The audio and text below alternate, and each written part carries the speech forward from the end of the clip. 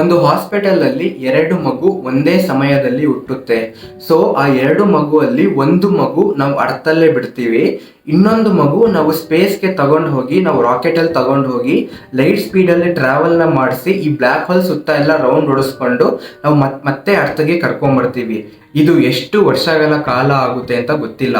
ಆದ್ರೆ ಒಂದು ಪಾಯಿಂಟ್ ಅಲ್ಲಿ ಅರ್ಥಲ್ಲಿ ಈ 2 ಮಗು ಒಬ್ರನ್ನೊಬ್ರು ಬಂದು ನೋಡಿದಾಗ ಆ ಸ್ಪೇಸ್ ಹೋಗಿ ಬಂದಿರೋ ಮಗುಗೆ 5 ವಯಸ್ಸಾಗಿದ್ರೆ ನಮ್ಮ ಅರ್ಥಲ್ಲಿದ್ದ ಮಗುಗೆ 50 ವಯಸ್ಸಾಗಿರುತ್ತೆ.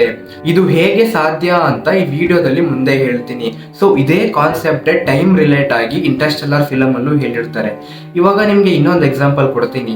ನಮ್ಮ ಮನೆಯಲ್ಲಿ DVD ಪ್ಲೇಯರ್ ಇರುತ್ತೆ, ಅದರಲ್ಲಿ ಕ್ಯಾಸೆಟ್ ಇರುತ್ತೆ. ಅದಕ್ಕೆ ಕ್ಯಾಸೆಟ್ ಹಾಕಿದಾಗ ಆ ಕ್ಯಾಸೆಟ್ ಒಳಗಡೆ ಆ ಫಿಲಮಿನ starting point, middle point, end ಎಲ್ಲ ಕಂಪ್ಲೀಟ್ ಆಗಿ ಇರುತ್ತೆ ಆ ಕ್ಯಾಸೆಟ್ ಒಳಗಡೆ. ನಾವು ಈ ಫಿಲಮ್ನ ಸ್ಟಾರ್ಟ್ ಮಾಡಿದಾಗ ಸೊ ಈ ಸೀನು, ಈ ಪರ್ಟಿಕ್ಯುಲರ್ ಮೂಮೆಂಟ್ ಇವಾಗ ತಾನೇ ಶುರು ಆಗ್ತಿದೆ, ಸೊ ಇವಾಗೆ ನಡೀತಿರೋದು ರಿಯಲ್ ಅಂತ ನಾವು ನಮ್ಮ ಮೈಂಡ್ ಅಲ್ಲಿ ಓಡ್ತಾ ಇರುತ್ತೆ. ಆದ್ರೆ ಆ ಕ್ಯಾಸೆಟ್ ಅಲ್ಲಿ ಆಲ್ರೆಡಿ ಆ ಫಿಲಮ್ ಎಂಡ್ ಯಾವ ತರ ಆಗುತ್ತೆ ಅಂತ ಆಲ್ರೆಡಿ ಇದೆ. ನಮ್ಮ ಯೂನಿವರ್ಸ್ ಅಲ್ಲೂ ಸಹ ಇದೇ ತರ ವರ್ಕ್ ಆಗುತ್ತಾ? ನಮ್ಗೆ ಆಲ್ರೆಡಿ ನಮ್ಮ ಫ್ಯೂಚರ್, ಪಾಸ್ಟ್ ಎಲ್ಲ ಆಲ್ರೆಡಿ ಇದೆ. ಬಟ್ ನಾವು ಪ್ರೆಸೆಂಟ್ ಮೂಮೆಂಟ್, ನಾವು ಪರ್ಟಿಕ್ಯುಲರ್ ಮೂಮೆಂಟ್ ನ ಮಾತ್ರ ನಾವು ಎಕ್ಸ್ಪೀರಿಯನ್ಸ್ ಮಾಡ್ತಿದೀವ. ನಮ್ಮ ಜೀವನದ ಸಮಯ ಸಹ ಆಲ್ರೆಡಿ ಎಲ್ಲ ಎಕ್ಸಿಸ್ಟ್ ಆಗಿದ್ಯಾ, ಬರೇ ನಾವು ಪ್ರೆಸೆಂಟ್ ಪರ್ಟಿಕ್ಯುಲರ್ ಮೂಮೆಂಟ್ ಮಾತ್ರ ನೋಡ್ತಿದೀವ ಅನ್ನೋದು ಒಂದು ಪ್ರಶ್ನೆ ಇರುತ್ತೆ. ಇದೆಲ್ಲ ಪ್ರಶ್ನೆಗೂ ನಾವು ಉತ್ತರ ತಿಳ್ಕೊಬೇಕು ಅಂದ್ರೆ ನಾವು ಟೈಮ್ ಅನ್ನೋದು ಯಾವ ತರ ವರ್ಕ್ ಆಗ್ತಿದೆ ಅನ್ನೋದು ತಿಳ್ಕೊಬೇಕು. ಸೊ ಅದಕ್ಕೆ ಈ ವಿಡಿಯೋದಲ್ಲಿ ನಾವು ಮೇನ್ ಆಗಿ ನೋಡ್ತಿರೋದೇನು ಅಂದ್ರೆ ಟೈಮ್ ಅನ್ನೋದು ರಿಯಲ್ ಅಥವಾ ಇಲ್ಯೂಷನ್.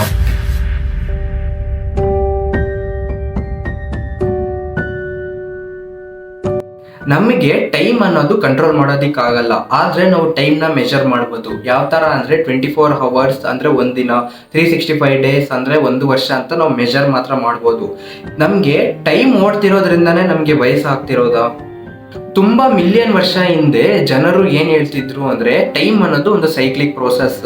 ಈ ಮಾಯನ್ ಸಿವಿಲೈಸೇಷನ್, ಈ ಮಾಯನ್ ಅವರ ನಾಗರಿಕತೆಗಳ ಆ ಟೈಮಲ್ಲಿ ಏನ್ ಹೇಳ್ತಿದ್ರು, 2012ರಲ್ಲಿ ಟೈಮ್ ಅನ್ನೋದು ಒಂದು ಮುಗ್ದೋಗುತ್ತೆ, ಟೈಮ್ ಅನ್ನೋದು ಎಂಡ್ ಆಗುತ್ತೆ, ಅದಾದ್ಮೇಲೆ ಹೊಸ ಎರ, ಟೈಮಿನ ಹೊಸ ಎರ ಶುರು ಆಗುತ್ತೆ ಅಂತ ಹೇಳಿದ್ರು. ಆಮೇಲೆ ನಮ್ಮ ಹಿಂದೂ ಪುರಾಣ ಪ್ರಕಾರ 4320 ಇಯರ್ಸ್ಗೆ ಒಂದು ಕಲ್ಪ, ಒಂದು ಮಹಾಯುಗ ಅನ್ನೋದು ಮುಗಿಯುತ್ತೆ. ಸೊ 4320 ಮಿಲಿಯನ್ ವರ್ಷ ಆದ್ಮೇಲೆ ಈ ಯೂನಿವರ್ಸ್ ಅನ್ನೋದು ಕಂಪ್ಲೀಟ್ ಆಗಿ ಡಿಸ್ಟ್ರಾಯ್ ಆಗುತ್ತೆ. ಆಮೇಲೆ ಹೊಸ ಯೂನಿವರ್ಸ್ ಶುರುವಾಗಿ ಒಂದು ಹೊಸ ಯುಗ ಅನ್ನೋದು ಶುರು ಆಗುತ್ತೆ ಅಂತ ಹಿಂದೂ ಪುರಾಣದಲ್ಲಿ ಹೇಳ್ತಾರೆ. ಅದಾದ್ಮೇಲೆ ಪ್ಲೇಟೋ ಅನ್ನೋರು ಏನ್ ಹೇಳಿದ್ರು ಅಂದ್ರೆ ಈ ಟೈಮ್ ಅನ್ನೋದು ಎಕ್ಸ್ಟೆಂಡ್ ಆಗುತ್ತೆ. ಈಗ ಮನುಷ್ಯನಿಗೆ 100 ವಯಸ್ಸು ಅಂದ್ರೆ ಅವನು ಸತ್ತ ಮೇಲೂ ಕೂಡ ಅವನಿಗೆ ಸ್ವರ್ಗ ನರಕ ಅಂತ ಅವನು ಟೈಮ್ ಎಕ್ಸ್ಟೆಂಡ್ ಆಗುತ್ತೆ ಅನ್ನೋದು ಒಂದು ವಿಷಯನ ಹೇಳಿದ್ರು. ಅದಾದ್ಮೇಲೆ ಗ್ರೀಕ್ ಸಿವಿಲೈಸೇಷನ್ ಏನ್ ಹೇಳ್ತಿದ್ರು ಅಂದ್ರೆ ಟೈಮ್ ಅನ್ನೋದು ಒಂದು ಇನ್ಫಿನಿಟಿ, ಅದು ನಾನ್ ಸ್ಟಾಪ್ ಆಗಿ ಹೋಗ್ತಾನೆ ಇರುತ್ತೆ, ಟೈಮ್ ಅನ್ನೋದಕ್ಕೆ ಒಂದು ಎಂಡೇ ಇರಲ್ಲ ಅಂತ ಎಲ್ಲರೂ ಒಂದೊಂದು ವಿಷಯ ಟೈಮ್ ಬಗ್ಗೆ ಹೇಳ್ತಾರೆ. ಆದ್ರೆ ನಮ್ಮ ಸೈಂಟಿಸ್ಟ್, ನಮ್ಮ ಫಿಸಿಸಿಸ್ಟ್ ಎಲ್ಲ ಏನ್ ಹೇಳ್ತಾರೆ ಗೊತ್ತಾ?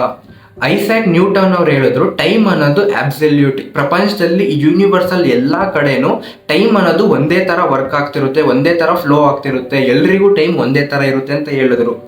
ಅದಾದ್ಮೇಲೆ ಐನ್ಸ್ಟೀನ್ ಅವ್ರು ಏನ್ ಹೇಳಿದ್ರು ಅಂದ್ರೆ ಇದು ಐಸಾಕ್ ನ್ಯೂಟನ್ ಅವ್ರು ಕಂಪ್ಲೀಟ್ ಆಗಿ ವಿರುದ್ಧವಾಗಿ ಹೇಳಿದ್ರು. ಸೊ ಐನ್ಸ್ಟೀನ್ ಅವರು ಐನ್ಸ್ಟೀನ್ ರಿಲೇಟಿವಿಟಿ ಥಿಯರಿ ಅಂತ ತಂದ್ರು. ಸೊ ಅದ್ರಲ್ಲಿ ಅವ್ರು ಏನ್ ಹೇಳಿದ್ರು ಅಂದ್ರೆ ಟೈಮ್ ಅನ್ನೋದು ರಿಲೇಟಿವ್, ಎಲ್ಲಾ ಕಡೆ ಟೈಮ್ ಒಂದೇ ತರ ವರ್ಕ್ ಆಗೋದಿಲ್ಲ. ಟೈಮ್ ಅನ್ನೋದು ಕೆಲವೊಂದು ಸ್ಟೇಟ್, ಕೆಲವೊಂದು ಎನ್ವಿರಾನ್ಮೆಂಟ್ಗೆ ತಕ್ಕಂತೆ ಟೈಮ್ ಅನ್ನೋದು ಸ್ಪೀಡ್ ಆಗಿ ಟ್ರಾವೆಲ್ ಆಗುತ್ತೆ, ಟೈಮ್ ಅನ್ನೋದು ಸ್ಲೋ ಆಗಿ ಟ್ರಾವೆಲ್ ಆಗುತ್ತೆ ಅಂತ ಹೇಳಿದ್ರು. ಟೈಮ್ ಅನ್ನೋದು ಎಲ್ರಿಗೂ ಒಂದೇ ತರ ಇರೋದಿಲ್ಲ. ಟೈಮ್ ಅನ್ನೋದು ನಾವು ಹೋಗ್ತಿರೋ ಸ್ಪೀಡ್ ಮತ್ತೆ ಗ್ರಾವಿಟಿಯಿಂದ ಡಿಪೆಂಡ್ ಆಗಿದೆ ಅಂತ ಹೇಳ್ತಾರೆ.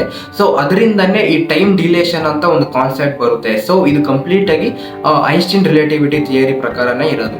ಈ ವಿಡಿಯೋ ಸ್ಟಾರ್ಟಿಂಗ್ ಅಲ್ಲಿ ಒಂದು ವಿಷಯನ ಹೇಳದ್ನಲ್ಲ, ನಮ್ಮ ಜೀವನದಲ್ಲಿ ಏನೇನು ನಡೀತಿರ್ಬೇಕು ಅನ್ನೋದು ಆಲ್ರೆಡಿ ಎಕ್ಸಿಸ್ಟ್ ಆಗಿದೆ. ನಾವು ಬರೀ ಪ್ರೆಸೆಂಟ್ ಮಾತ್ರ ನಾವು ಫೋಕಸ್ ಮಾಡ್ತೀವಿ, ನಮ್ಗೆ ಪ್ರೆಸೆಂಟ್ ಮಾತ್ರ ಚೇಂಜ್ ಮಾಡೋದಕ್ಕೆ ನಮ್ಗೆ ಆಕ್ಸೆಸ್ ಇದೆ ಅಂತ ಹೇಳಿದೆ.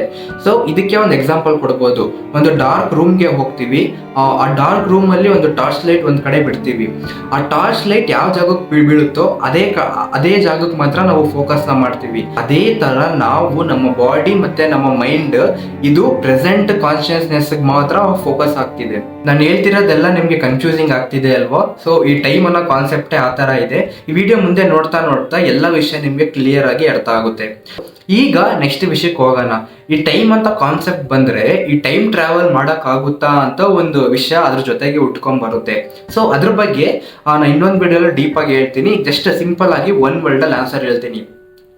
ಟೈಮ್ ಟ್ರಾವೆಲ್ ಪಾಸಿಬಲ್ ಅಂತ ಕೇಳಿದ್ರೆ ಟೈಮ್ ಟ್ರಾವೆಲ್ ಪಾಸಿಬಲ್, ಆದ್ರೆ ನಾವು ಫ್ಯೂಚರಿಗೆ ಹೋಗೋದಕ್ಕೆ ಮಾತ್ರ ಪಾಸಿಬಲ್, ನಾವು ಪಾಸ್ಟಿಗೆ ಹೋಗೋದಕ್ಕೆ ಪಾಸಿಬಲ್ ಅಲ್ಲ. ಸೈನ್ಸ್ ಪ್ರಕಾರ, ಫಿಸಿಕ್ಸ್ ಪ್ರಕಾರ ನಾವು ಪಾಸ್ಟ್ನ ಆಕ್ಸೆಸ್ ಮಾಡೋದಕ್ಕಾಗಲ್ಲ, ಆದ್ರೆ ಫ್ಯೂಚರ್ನ ನಾವು ಆಕ್ಸೆಸ್ ಮಾಡ್ಬೋದು. ಫ್ಯೂಚರ್ ಟ್ರಾವೆಲ್ ಅನ್ನೋದು ಪಾಸಿಬಲ್. ಯಾಕೆ ಅಂದ್ರೆ ಈಗ ನಾಳೆ ದಿನ ಏನ್ ನಡೆಯುತ್ತೆ ಅನ್ನೋದು ನಾವು ನಮ್ಮ ಇಷ್ಟಕ್ಕೆ ನಿರ್ಧಾರ ತಗೊಂಡು ನಾವು ಅದಕ್ಕೆ ಹೋಗ್ಬೋದು. ಇದಕ್ಕೆ ಒಂದು ಎಕ್ಸಾಂಪಲ್ನ ಹೇಳ್ತೀನಿ. ನಮ್ಮ ಹತ್ರ ಒಂದು ಕೋಳಿ ಮೊಟ್ಟೆ ಇರುತ್ತೆ. ನಮ್ಮ ಕೋಳಿ ಮೊಟ್ಟೆ ಇದ್ರೆ ನಮ್ಗೆ ಏನ್ ಪಾಸಿಬಲ್ ಮಾಡ್ಬೋದು, ನಾವೇನ್ ಮಾಡ್ಬೋದು, ಅದನ್ನ ಆಮ್ಲೆಟ್ ಮಾಡ್ಬೋದು. ಮೊಟ್ಟೆ ಇರೋದು ಆಮ್ಲೆಟ್ ಮಾಡೋದು ಅನ್ನೋದು ಫ್ಯೂಚರ್ ಪಾಸಿಬಲ್. ಸರಿ ಆಯ್ತು, ಮೊಟ್ಟೆ ಹೊಡೆದು ಆಮ್ಲೆಟ್ ನ ಮಾಡಿದ್ವಿ. ಈಗ ಫ್ಯೂಚರ್ಗೆ ನಾವು ಫ್ಯೂಚರ್ ಪಾಸಿಬಲ್ ಇಂದ ನಾವು ಫ್ಯೂಚರ್ಗೆ ಟ್ರಾವೆಲ್ ಮಾಡೋ ತರ ಫ್ಯೂಚರ್ ವರ್ಕ್ ನಾವು ಮುಗಿಸಿದ್ವಿ. ಈಗ ನಮ್ಮ ಹತ್ರ ಆಮ್ಲೆಟ್ ಇದೆ, ನಮ್ಮ ಪ್ಲೇಟ್ ಅಲ್ಲಿ ಆಮ್ಲೆಟ್ ಇದೆ. ನಾವು ಮತ್ತೆ ತಗೊಂಡೋಗಿ ಅದನ್ನ ಮೊಟ್ಟೆ ಮಾಡೋದಿಕ್ಕಾಗುತ್ತಾ, ರಾ ಎಗ್ ನ ಮಾಡೋದಿಕ್ಕಾಗುತ್ತಾ? ಆಗಲ್ಲ. ಸೊ ಫಿಸಿಕ್ಸ್ ಅಲ್ಲೂ ಸಹ ನಾವು ಟೈಮ್ ಟ್ರಾವೆಲ್ ಅನ್ನೋದು ಒಂದು ಪಾಸಿಬಲ್. ಅದು ಹೇಗೆ ಅಂತ ಮುಂದೆ ಈ ವಿಡಿಯೋದಲ್ಲಿ ಹೇಳ್ತೀನಿ. ಟೈಮ್ ಟ್ರಾವೆಲ್ ಅನ್ನೋದು ಪಾಸಿಬಲ್ ಅಂದ್ರೆ ಫ್ಯೂಚರ್ ನ ಟ್ರಾವೆಲ್ ಮಾಡೋದಕ್ಕೆ ಪಾಸಿಬಲ್, ಆದ್ರೆ ನಾವು ಪಾಸ್ಟ್ ನ ಟ್ರಾವೆಲ್ ಮಾಡೋದಕ್ಕಾಗಲ್ಲ. ಈಗ ಈ ಫ್ಯೂಚರ್ ನ ಯಾವ ತರ ಟ್ರಾವೆಲ್ ಮಾಡೋದಕ್ಕೆ ಪಾಸಿಬಲ್ ಅಂತ ಈಗ ಹೇಳ್ತೀನಿ. ನೀವು ಇಂಟರ್ಸ್ಟೆಲ್ಲರ್ ಫಿಲಮ್ ನ ನೋಡಿದೀರಾ? ಆ ಫಿಲಮ್ ಅಲ್ಲಿ ಸ್ಟೋರಿನ ನಾವು ಅರ್ಥ ಮಾಡ್ಕೊಂಡ್ರೆ ನಾವು ಟೈಮ್ ಹೇಗೆ ವರ್ಕ್ ಆಗುತ್ತೆ ಅಂತ ತುಂಬಾ ಈಸಿಯಾಗಿ ಅರ್ಥ ಮಾಡ್ಕೊಬಹುದು. ಸೊ ಐನ್ಸ್ಟೈನ್ ರಿಲೇಟಿವಿಟಿ ಥಿಯರಿ ಪ್ರಕಾರನೇ ಇಂಟರ್ಸ್ಟೆಲ್ಲರ್ ಈ ಮೂವಿ ಕಂಪ್ಲೀಟ್ ಆ ಟೈಮ್ ರಿಲೇಟೆಡ್ ಮೂವಿನೇ ನಾವು ಈಸಿಯಾಗಿ ಅರ್ಥ ಮಾಡ್ಕೊಬಹುದು. ಈಗ ಫಸ್ಟ್ ಐನ್ಸ್ಟೈನ್ ಅವರ ರಿಲೇಟಿವಿಟಿ ಥಿಯರಿ ಪ್ರಕಾರ ಅವ್ರು ಏನ್ ಹೇಳಿದ್ರು ಅಂತ ಅರ್ಥ ಮಾಡ್ಕೊಳ್ಳೋಣ. ಸೊ ಐನ್ಸ್ಟೈನ್ ರಿಲೇಟಿವಿಟಿ ಥಿಯರಿ ಪ್ರಕಾರ ಅವ್ರು 2 ವಿಷಯನ ಹೇಳಿದ್ರು. ಮೊದಲನೇದು ಏನು ಅಂದ್ರೆ ಫಾಸ್ಟರ್ ಇನ್ ಸ್ಪೇಸ್ ಈ ಸ್ಲೋಯರ್ ಇನ್ ಟೈಮ್. ಅಂದ್ರೆ ನಾವು ಸ್ಪೇಸ್ ಅಲ್ಲಿ, ನಾವು ಅರ್ಥ ಬಿಟ್ಟು ಸ್ಪೇಸ್ ಅಲ್ಲಿ ತುಂಬಾ ಫಾಸ್ಟ್ ಆಗಿ ಟ್ರಾವೆಲ್ ಮಾಡಿದ್ರೆ, ಅಂದ್ರೆ ಲೈಟ್ ಸ್ಪೀಡ್ ಅಲ್ಲಿ ನಾವು ಟ್ರಾವೆಲ್ ನ ಮಾಡಿದ್ರೆ, ನಾವು ಮಾಮೂಲಿ ಟೈಮ್ ಇರುತ್ತಲ್ಲ ಆ ಟೈಮ್ ಅನ್ನೋದು ನಮ್ಗೆ ಸ್ಲೋ ಆಗಿ ಹೋಗುತ್ತೆ. ಯಾಕೆ ಅಂದ್ರೆ ಈ ಟೈಮ್ ಒಂದು ಕಾನ್ಸ್ಟೆಂಟ್ ರೇಟ್ ಅಲ್ಲಿ ಹೋಗ್ತಿರ್ಬೇಕಾದ್ರೆ ನಾವು ಲೈಟ್ ಸ್ಪೀಡ್ ಅಲ್ಲಿ ತುಂಬಾ ಸ್ಪೀಡ್ ಆಗಿ ಮೂವ್ಮೆಂಟ್ ನ ಮಾಡ್ತೀವಿ, ತುಂಬಾ ಸ್ಪೀಡ್ ಆಗಿ ಹೋಗ್ತೀವಿ. ಅವಾಗ ನಮ್ ಟೈಮ್ ಅನ್ನೋದು ತುಂಬಾ ಸ್ಲೋ ಆಗಿ ಹೋಗುತ್ತೆ. ಮತ್ತೆ ಎರಡನೇ ವಿಷಯ, ಈ ರಿಲೇಟಿವಿಟಿ ಥಿಯರಿಲಿ ಏನ್ ಹೇಳಿದ್ರು ಅಂದ್ರೆ ನಾವು ಒಂದು ಗ್ರಾವಿಟಿ ಫೋರ್ಸ್ ಜಾಸ್ತಿ ಇರೋ ಕಡೆಗೆ ಹೋದ್ರೆ ಅಲ್ಲಿ ಟೈಮ್ ಅನ್ನೋದು ತುಂಬಾ ಸ್ಲೋ ಆಗಿ ಮೂವ್ ಆಗುತ್ತೆ ಅಂತ ಹೇಳ್ತಾರೆ. ಅಫ್ಕೋರ್ಸ್ ನಮ್ಮ ಯೂನಿವರ್ಸ್ ಅಲ್ಲಿ ತುಂಬಾ ಗ್ರಾವಿಟಿ ಇರೋ ಜಾಗ ಯಾವುದು ಅಂದ್ರೆ ಬ್ಲ್ಯಾಕ್ ಹೋಲ್. ಆ ಬ್ಲ್ಯಾಕ್ ಹೋಲ್ ಪಕ್ಕ ಅಥವಾ ಆ ಬ್ಲ್ಯಾಕ್ ಹೋಲ್ ಪಕ್ಕದಲ್ಲಿರೋ ಪ್ಲಾನೆಟ್ಗೆ ನಾವು ಹೋದ್ರೆ ಅಲ್ಲಿ ನಮಗೆ ಟೈಮ್ ಅನ್ನೋದು ತುಂಬಾ ಸ್ಲೋ ಆಗುತ್ತೆ ನಮ್ಮ ಅರ್ಥಗೆ ಕಂಪೇರ್ ಮಾಡಿದ್ರೆ. ಸೊ ಇದೇ ಐನ್ಸ್ಟೈನ್ ರಿಲೇಟಿವಿಟಿ ಥಿಯರಿ. ಸೊ ಇದನ್ನ ನಾವು ಇಂಟರ್ಸ್ಟೆಲ್ಲರ್ ಫಿಲಮ್ಗೆ ಅಳವಡಿಸ್ಕೊಂಡು ಅದ್ರಲ್ಲಿ ಹೇಳೋಣ. ಈಗ ಇಂಟರ್ಸ್ಟೆಲ್ಲರ್ ಕಾನ್ಸೆಪ್ಟ್ಗೆ ಬರೋಣ. ಸೊ ಈ ಫಿಲಮ್ ಅಲ್ಲಿ ಮೈನ್ ಇಬ್ರನ್ನ ತಗೊಳ್ಳೋಣ, ಅಪ್ಪ ಮತ್ತೆ ಮಗಳು. ಅಪ್ಪ ಹೆಸರು ಕೂಪರ್, ಅವ್ರಿಗೆ 40 ವಯಸ್ಸಾಗಿರುತ್ತೆ. ಮಗಳು ಹೆಸರು ಮರ್ಫ್, ಆ ಮಗಳಿಗೆ 10 ವಯಸ್ಸಾಗಿರುತ್ತೆ. ಇವಾಗ ಕೂಪರ್ ಸ್ಪೇಸ್ಗೆ ಟ್ರಾವೆಲ್ ಮಾಡ್ತಾನೆ. ಸ್ಪೇಸ್ ಹೋಗಿ ಅಲ್ಲಿ ಒಂದು ವಾರ್ಮ್ ಹೋಲ್ ಇರುತ್ತೆ. ಈ ವಾರ್ಮ್ ಹೋಲ್ ಅಂದ್ರೆ ಬೇರೆ ಒಂದು ಗ್ಯಾಲಕ್ಸಿಗೆ ಹೋಗುವ ಒಂದು ಶಾರ್ಟ್ ಕಟ್ ರೂಟ್, ಒಂದು ಟನಲ್ ತರ. ಈ ವಾರ್ಮ್ ಹೋಲ್ ಒಳಗಡೆ ಅವನು ಲೈಟ್ ಸ್ಪೀಡ್ ಅಲ್ಲಿ ಸ್ಪೇಸ್ ಶಿಪ್ ಅಲ್ಲಿ ಟ್ರಾವೆಲ್ ಮಾಡ್ಕೊಂಡು ಹೋಗ್ತಾನೆ ಕೂಪರ್. ಈ ವಾರ್ಮ್ ಹೋಲ್ ಒಳಗಡೆ ಹೋದ್ಮೇಲೆ ಅಲ್ಲಿ ಒಂದು ಬ್ಲ್ಯಾಕ್ ಹೋಲ್ ಅನ್ನೋದು ಕಾಣಿಸುತ್ತೆ. ಆ ಬ್ಲ್ಯಾಕ್ ಹೋಲ್ ಪಕ್ಕದಲ್ಲೇ ಒಂದು ಪ್ಲಾನೆಟ್ ಇರುತ್ತೆ. ಆ ಪ್ಲಾನೆಟ್ ಹೆಸರು ಮಿಲ್ಲರ್ ಪ್ಲಾನೆಟ್. ಆ ಪ್ಲಾನೆಟ್ಗೆ ಹೋಗಿ ಇಳಿತಾನೆ. ಐನ್ಸ್ಟೈನಿನ ಥಿಯರಿ ಪ್ರಕಾರ ಗ್ರಾವಿಟೇಷನಲ್ ಫೋರ್ಸ್ ಎಲ್ಲಿ ಸ್ಟ್ರಾಂಗ್ ಆಗಿರುತ್ತೆ ಅಲ್ಲಿ ಟೈಮ್ ಅನ್ನೋದು ಸ್ಲೋ ಆಗಿ ವರ್ಕ್ ಆಗುತ್ತೆ. ಇವನು ಹೋದ ಮಿಲ್ಲರ್ ಪ್ಲಾನೆಟ್ ಬ್ಲ್ಯಾಕ್ ಹೋಲ್ ಪಕ್ಕನೇ ಇತ್ತು. ಅದರಿಂದ ಈ ಮಿಲ್ಲರ್ ಪ್ಲಾನೆಟ್ ಅಲ್ಲಿ ಟೈಮ್ ಅನ್ನೋದು ತುಂಬಾ ಸ್ಲೋ ಆಗಿ ವರ್ಕ್ ಆಗುತ್ತೆ. ಎಷ್ಟು ಸ್ಲೋ ಆಗಿ ವರ್ಕ್ ಆಗುತ್ತೆ ಅಂದ್ರೆ ಈ ಮಿಲ್ಲರ್ ಪ್ಲಾನೆಟ್ ಅಲ್ಲಿ ಆ ಕೂಪರ್ 1 ವರ್ಷ ಸಮಯನ ಕಳೆದ್ರೆ ಅರ್ಥಲ್ಲಿ ಈಕ್ವಲ್ ಟು 7 ವರ್ಷ.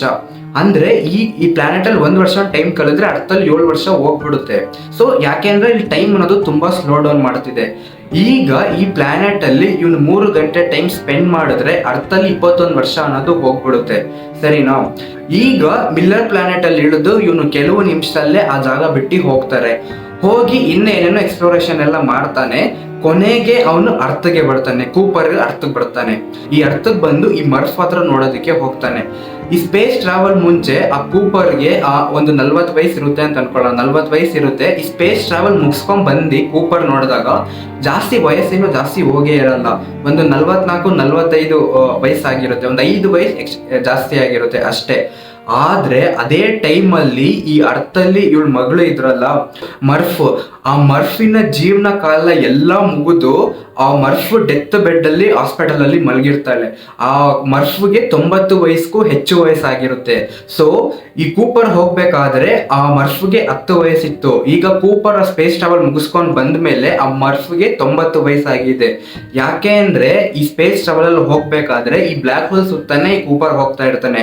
ಅದರಿಂದ ಅವನ ಟೈಮ್ ಅನ್ನೋದು ತುಂಬಾ ಸ್ಲೋ ಆಗಿ ಹೋಗೈತೆ. ಅದರಿಂದ ಅವನಿಗೆ ವಯಸ್ಸು ಕೂಡ ಕಡಿಮೆ ಆಗೈತೆ. ಇದೇ ವಿಷಯನ ಐನ್ಸ್ಟೈನ್ ಹೇಳಿರೋದು.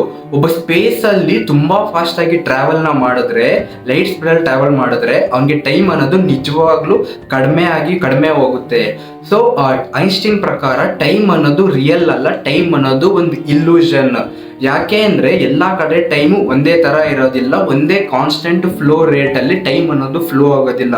ಅದರಿಂದ ಟೈಮ್ ಅನ್ನೋದು ಇಲ್ಯೂಷನ್ ಅಂತ ಐನ್ಸ್ಟೈನ್ ಹೇಳಿದ್ದಾರೆ. ಈ ವಿಡಿಯೋದ ಕನ್ಕ್ಲೂಷನ್ ಸಹ ಟೈಮ್ ಅನ್ನೋದು ಒಂದು ಇಲ್ಯೂಷನ್. ನಾವು ಈ ಟೈಮ್ ಅನ್ನೋದು ಇನ್ನ ಎಷ್ಟೊಂದು ವಿಷಯ, ನಮ್ಗೆ ಟೈಮ್ ಬಗ್ಗೆ ಗೊತ್ತಿಲ್ಲದಿರೋ ಎಷ್ಟೊಂದು ವಿಷಯ ಇದೆ. ಅದನ್ನ ನಾವು ತಿಳ್ಕೊಬೇಕು ಅಂದ್ರೆ ನಾವು ಗ್ರಾವಿಟಿ ಅನ್ನೋ ಒಂದು ಫಾರ್ಮುಲಾನ ಬ್ರೇಕ್ ಮಾಡಬೇಕು. ಗ್ರಾವಿಟಿ ಅನ್ನೋ ಫಾರ್ಮುಲಾ ಕಂಪ್ಲೀಟ್ ಆಗಿ ತಿಳ್ಕೊಬೇಕು. ಸೊ ಇವಾಗ್ಲೂ ಸಹ ಸೈಂಟಿಸ್ಟ್ ಅದ್ರಲ್ಲಿ ವರ್ಕ್ ಮಾಡ್ತಿದ್ದಾರೆ. ಸೊ ಈ ತರ ಗ್ರಾವಿಟಿ ನಾವು ಫಾರ್ಮುಲಾ ವರ್ಕ್ ಮಾಡಿದ್ರೆ ನಮ್ಮ ಪ್ರಪಂಚದಲ್ಲಿರೋ ಎಷ್ಟೊಂದು ಮಿಸ್ಟ್ರಿ, ಸ್ಪೇಸ್ ಅಲ್ಲಿರೋ ಎಷ್ಟೊಂದು ಮಿಸ್ಟ್ರಿನ ನಾವು ತಿಳ್ಕೊಬಹುದು, ಹೊಸದಾಗಿ ಎಕ್ಸ್ಪ್ಲೋರ್ ಮಾಡ್ಬೋದು. ಈ ವಿಡಿಯೋದಲ್ಲಿ ಇದನ್ನೇ ಹೇಳ್ಬೇಕು ಅಂತ ಅನ್ಕೊಂಡೆ. ಮತ್ತೆ ನಾಳೆ ಇನ್ನೊಂದು ಇಂಟ್ರೆಸ್ಟಿಂಗ್ ವಿಡಿಯೋದಲ್ಲಿ ನಿಮ್ಮ ಹತ್ರ ಬಂದು ಮಾತಾಡ್ತೀನಿ. ಅಲ್ಲಿವರೆಗೂ ಟೇಕ್ ಕೇರ್, ಬಾಯ್.